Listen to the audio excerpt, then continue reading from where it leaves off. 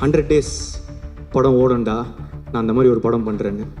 அன்றைக்கி வச்சேன்ல ஒரு குருட்டு நம்பிக்கை, நடிச்சா ஹீரோ தான் அப்படின்னு. அதுக்கு ஒரு லாஜிக்கே இல்லை, சொன்ன வார்த்தையை காப்பாற்றுறது. ஆனால் அவர் எதுவும் நம்பினார். அவருக்கு ஒரு பெரிய பட்ஜெட் படம் ஒரே படத்தில் நடக்க வச்சது நீங்கள் தான். என்றைக்குமே நன்றியோடு இருப்பேன்.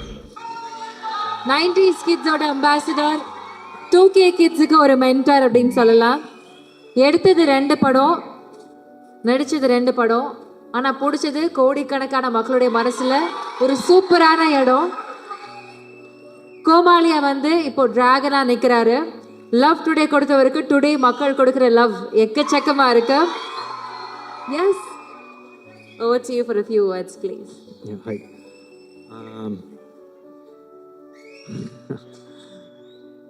கிட்டத்தட்ட இதுதான் எண்ட் ஆஃப் டிராகனோட ஜேர்னி மாதிரி ஃபீல் ஆகுது.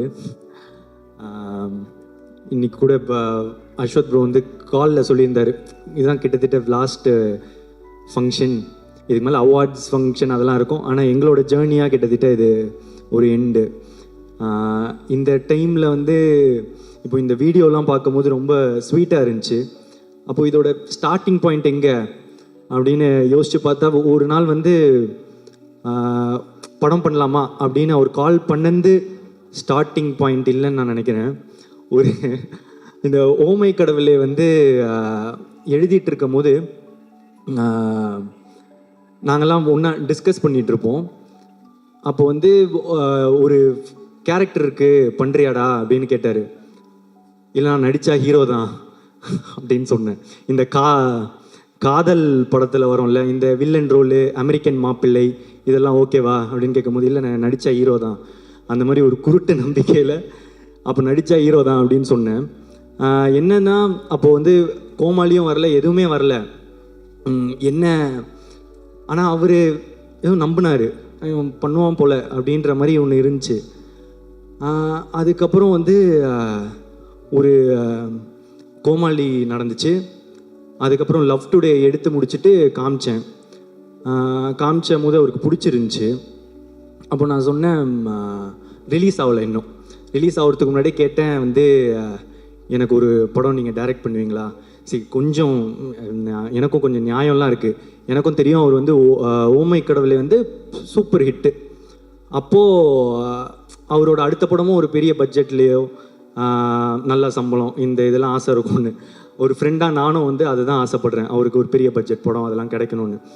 ஸோ நானே சொல்லிட்டேன், ப்ரோ ஒரு மார்க்கெட்லாம் நான் பெருசு பண்ணிட்டு உங்களுக்கு சம்பளம் தர அளவுக்கு ஒரு இதெல்லாம் வந்துடுச்சுன்னா நீங்கள் எனக்கு பண்ணுவீங்களா அப்படின்றது தான் கொஸ்டினாக இருந்துச்சு. அப்போ சொன்னார், நீ மார்க்கெட் பெருசு பண்ணிட்டு வாடா, நான் பண்ணுறேன் அப்படின்னாரு. அப்புறம் நான் என்ன நினச்சேன், ஒரு கொஞ்சம் வருஷத்தில் கொஞ்சம் படத்தில் இது நடக்கும், அப்போது அஸ்வத்தோட நம்ம ஒரு படம் பண்ணுவோன்னு. ஆனால் அது ஒரே படத்தில் நடக்க வச்சது நீங்கள் தான். லவ் டுடே முடித்த உடனே அதான் அதுக்கேற்ற ஒரு மார்க்கெட் வந்து உண்டாச்சு. அப்போது எனக்கு சொன்ன மாதிரி அவரே கால் பண்ணிட்டார். கால் பண்ணி என்னடா படம் பண்ணலாமா அப்படின்னு வந்து கேட்டார். ஸோ இப்போ இதுலேருந்து வந்து ஒரு இந்த டிராகன் நடக்கிறதுக்கு வந்து ஒரு இதுலேருந்து ஒரு 3 ரீசன் இருக்குது. ஒன்று, அஸ்வத் அவங்க வந்து சொன்ன வார்த்தையை காப்பாற்றுறது.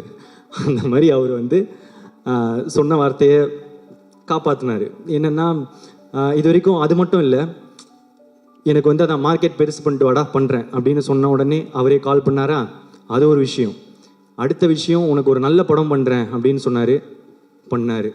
3வது விஷயம், உண்மையாக சொன்னார், 100 days படம் ஓடண்டா, நான் அந்த மாதிரி ஒரு படம் பண்ணுறேன்னு. ஸோ சொன்ன வார்த்தையை காப்பாற்றின அஸ்வத்துக்கு தேங்க்ஸ். ஸோ அதனால தான் இந்த ரீசன், இந்த படம் டிராகன் நடந்ததுக்கு ரீசன். இன்னொரு 2வது ரீசன் வந்து, அன்றைக்கி வச்சேன்ல ஒரு குருட்டு நம்பிக்கை, நடிச்சா ஹீரோ தான் அப்படின்னு. அதுக்கு ஒரு லாஜிக்கே இல்லை. நினச்சி பார்த்தா இப்போ எப்படி அப்படின்னு நினச்சி தெரியல, அது ஏதோ நடந்துருச்சு. 3வது வந்து நீங்கள் கொடுத்த அந்த வெற்றி, லவ் டுடேவோட வெற்றி, அந்த வெற்றினால் மட்டுமே இந்த இந்த படம் சீக்கிரமாக நடந்துச்சு. அதுக்கப்புறம் முக்கியமாக வந்து ஏஜிஎஸ். ஆமாம்,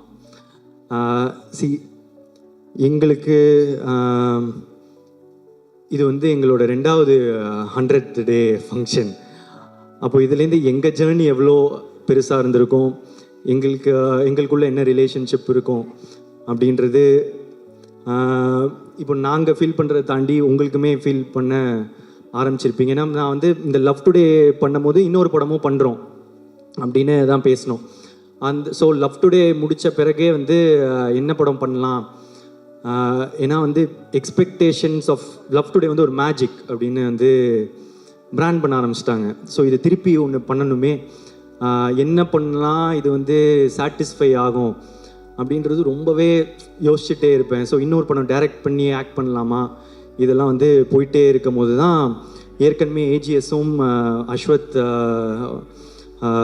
ப்ரோவும் வந்து பேசியிருந்தாங்க, ஒரு படம் பண்ணுறது அவங்களும் பேசியிருந்தாங்க.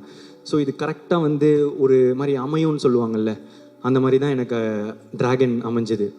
ஸோ இந்த ஏஜிஎஸோட இருக்கிற இந்த ஜேர்னி எனக்கு வந்து இன்னும் போயிட்டே இருக்கும்னு நான் நினைக்கிறேன், நம்புகிறேன்.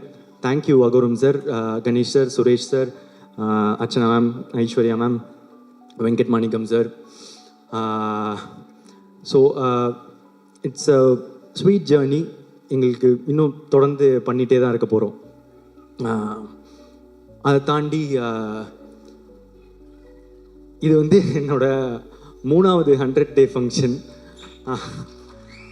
ஸோ கோமாளி, லவ் டுடே, அதுக்கப்புறம் டிராகன், ஹேட்ரிக்.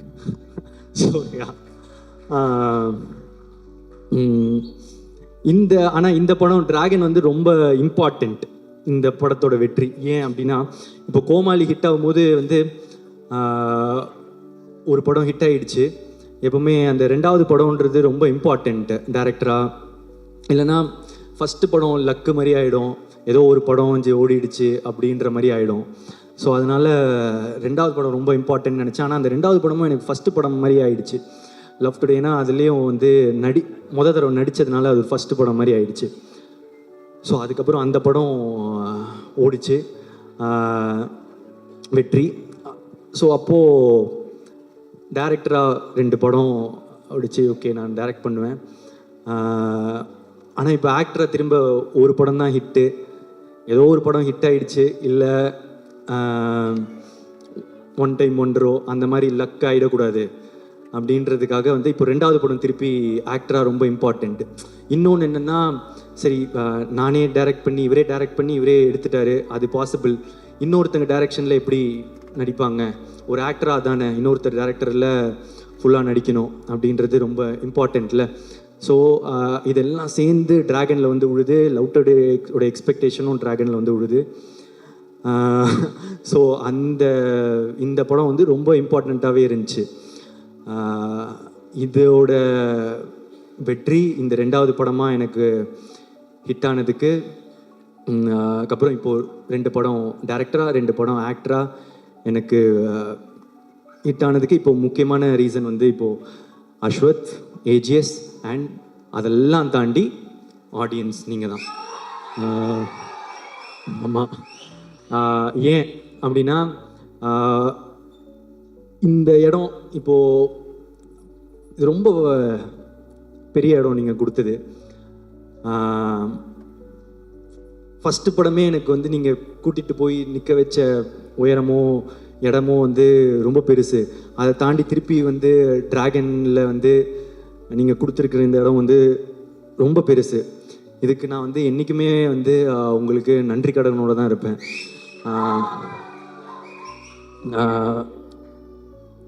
என்ன சொல்கிறது, அது ஒரு ஃபீலிங்கு எனக்கு வந்து எக்ஸாக்டாக அதை சொல்ல தெரில. ரொம்ப தேங்க்யூ ஸோ மச். நீங்கள் எனக்கு கொடுத்துருக்க இடம் ரொம்ப பெருசு, என்றைக்குமே நன்றியோடு இருப்பேன். தேங்க்யூ.